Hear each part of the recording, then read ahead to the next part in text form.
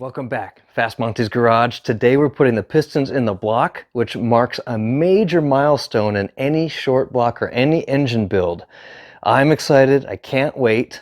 And if you missed it, go check out the first episode where we tore down the engine, found a bunch of nasty debris everywhere, and the bearings were toast. We went through the whole blueprinting process, we painted the block, married the pistons to the rods, and now we're marrying the rods to the crank. Subscribe if you haven't, because this is only going to get more fun as we move forward. That being said, let's jump to the workbench. Let me show you what tools you're going to need. All right, here are the tools I'm working with today. So I have a ring filer. I got this from Butler Performance. I'll leave the part below. I have a ring expander tool, super cheapy. I'm not even going to leave you a part number for that because I don't like this one, but I'm sure you can find a better one. Here's a ring installation tool that actually, once we get our piston with the rings on it, we push it through here into the cylinder, and this is adjustable. So this one happens to be 412 to 422. That fits my size. I recommend that one. Calipers, pen, feeler gauges, duh. So what's with the tape? Good question. So there's a tool on the market where you can actually use, because we have to put our ring 1 inch below the deck of the block to measure our gap. And you can buy that tool or you can make the tool.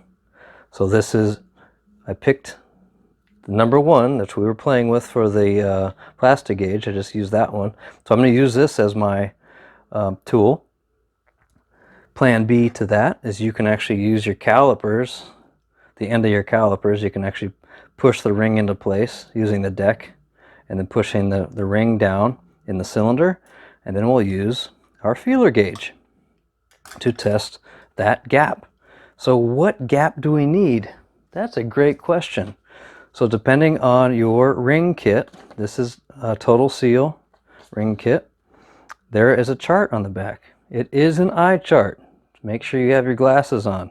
But for me, street strip, you take the bore, which is 4195 times 0.0045 inches, and I get 18 thousandths.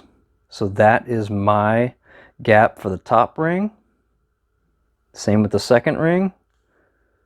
And the oil ring is 15 minimum. So anything above 15 works. So I can do 18 all across the board. The reason gaps exist, if you notice, as you get up into forced induction or nitrous, you need a bigger gap. That's because the rings expand with a bigger heat, and if you don't have it gapped properly, you'll pop a ring land on your piston. That's the biggest failure, is when people do forced induction and they don't have the rings set properly, that the rings will bind and just pop this whole top part of the piston off. That's the number 1 common failure. So if I had an engine block built for this kind of horsepower, 800 range, 700 range, then I would need 4-bolt mains, and I don't have 4-bolt mains. So maybe next year, guys, maybe next year. So let's get to it. I'm going to start with number 1. I'm sorry, pick the other side. So I have the number 1 piston as my tool. I'm going to start on number 8 and then work our way forward, again, 1 piston at a time. I love it when directions are easy. Check this out. Total Seal. They're all bagged. Which one's that for? Top ring. Second groove. Bottom groove. That's our oil scraper. So love that. So we're going to take one at a time. And here's my top ring. The directions say that dot goes up. So let's go to the block. Show you what I'm talking about. Right, real quick, guys, just so you know I'm not losing my mind. Remember we talked about the journal numbering on our rods, 1 through 8. That's front to rear, closest to furthest. It is not the cylinder number. For example, number 8 rod journal is the number 7 cylinder. So don't be confused by me or what's going on here. So number 8 rod journal is what we're talking about. Is the actual number 7 on a Pontiac. So I'm going to start on this side, turn the engine upright, make it easier for us. So we're on the number 8 journal. Remember, this is cylinder number 7 on the block itself. Just put the ring in just like that. And then we'll take our ring tool So we push it down, make sure both sides, just like that. So we're at an inch depth. And if you want to double check it, like I said, get your caliper and you can actually push this all around, just like that. See that? There's like no gap right there. Tiny, tiny gap. So obviously we need to file it. So I'm just going to take it out and trim it down some, see what we get. Here's that ring filing tool. I put it in my vise. It's super stable. There's also holes in this on front and rear. You can mount it to your workbench. But we take our ring just like that, and we're going to apply pressure with our hand.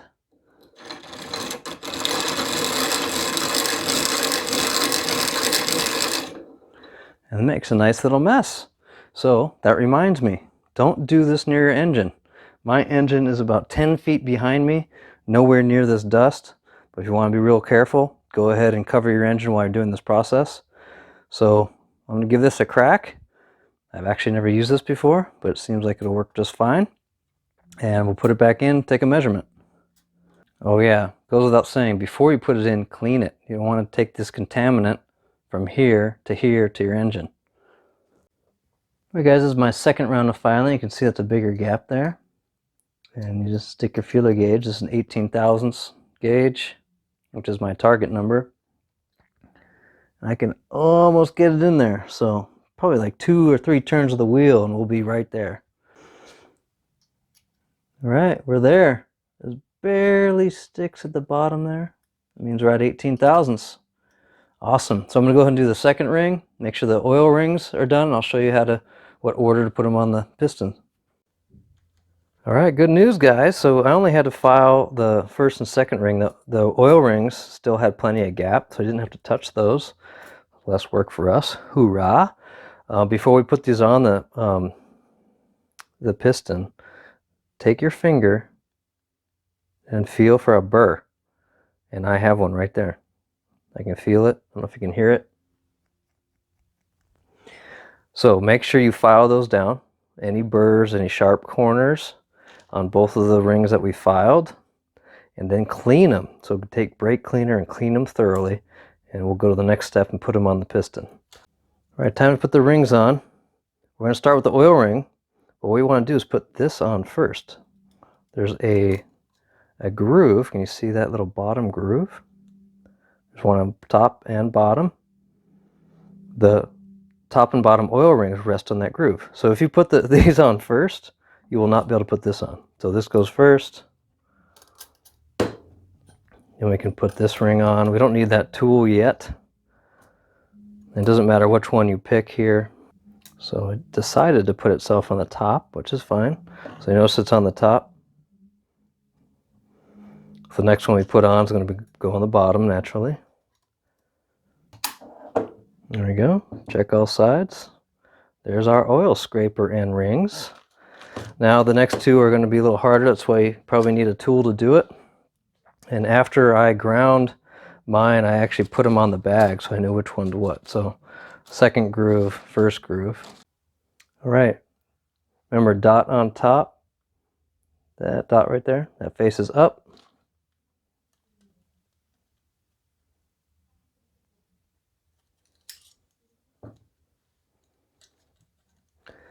There we go.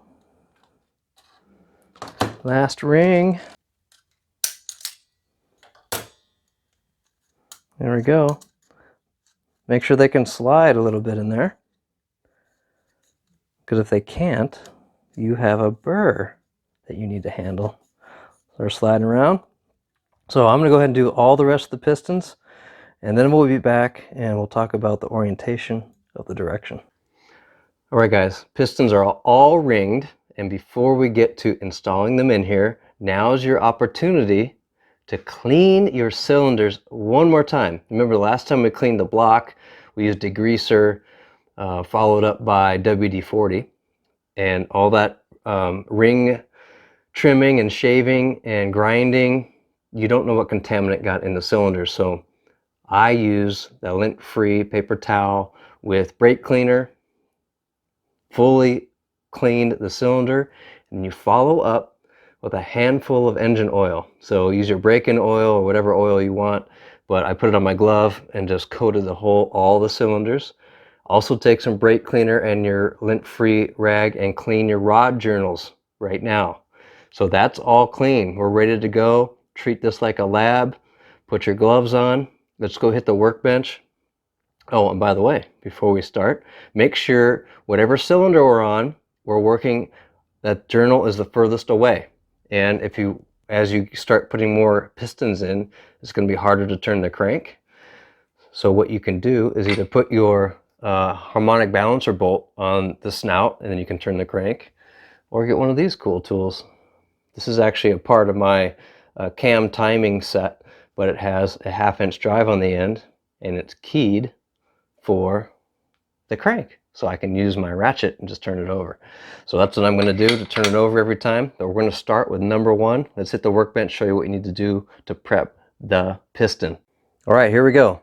Just like I've been saying, work on one assembly at a time. So we're going to clean this again. So brake cleaner on your bearings. Remember, these should not have been taken apart since our blueprinting of the bearings. So they're freshly taken apart. Clean them one more time. Clean your bolts if they're used. These are ARP fasteners. I still have a lot of life left. But if they're brand new, clean them anyway. And then we're going to use ARP assembly lube on a little bit on the threads and on the shoulder of the bolt. And I'm going to use, I love this stuff. It's sticky. So I'm going to use this on the bearings. You don't have to put a lot. That was too much. What a great example what not to do. Story of my life. The other thing is on this piston installation tool, you want to set this diameter based on the skirt. Don't set it on the top of the piston. The skirt is the widest part of the piston, and you'll find out real quick why. But that's the way you set that up. Now on the rings, you guys probably noticed I skipped a step or didn't mention it yet. The rings have to be oriented. See that gap has to be in the proper spot. The top 2 rings are 180 degrees from each other. You see that top ring? And there's the bottom ring gap. And this is the front of the engine, or that's the front of the engine. And that's how they set it in the instructions. They're in the instructions. Same with the oil rings. The oil rings you want to set now, because when we put it in that tool, we won't be able to get to these right before we put it in the engine. We also want to oil the skirts and you can put a little bit of oil on the ring if you want, but the skirts are mandatory. Okay, that's why I oiled the cylinders, because then that will give a fresh start to the rings. So go ahead and oil the skirts, and let's go meet you back at the block. All right, time to put this baby in. So make sure your chamfered edge is facing the radius part of the journal. It should be all the way at the bottom. The reason is when we bang this in gently, we don't want this to impact the journal and scratch the journal. So we're going to go ahead and place it in our installation tool.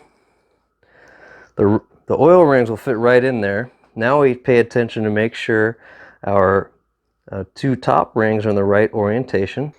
Double checking my instructions, they are not. So now is your opportunity to spin them around, just like that. Pretty easy to do. So they're 180 degrees from each other. My recesses are on the top part of the cylinder. And now we can start gently compressing the rings so they fit into the ring installation tool, which this is the tricky part. Got the bottom ring.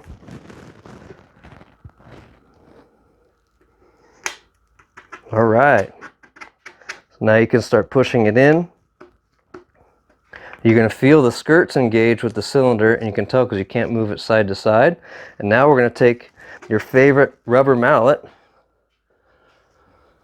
Just take the end of it and start tapping on this top of the cylinder. You don't have to bang it hard. You can even put your hand up in the bottom of the cylinder to make sure you're not getting close to the side of the crank where the weighted end is.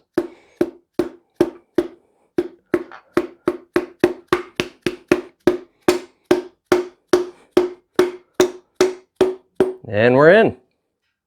Bam! Just like that. I love it when a plan comes together. So let me go ahead and turn the engine upside down. All right, engine's on its side, but I wanted to show you the point. You want to avoid this weighted, any of the flanks that are on the crank when you're driving the piston in. That's why you want to hold that to make sure it doesn't touch. And then you just push the piston in further. You might have to tap it and guide it onto the journal.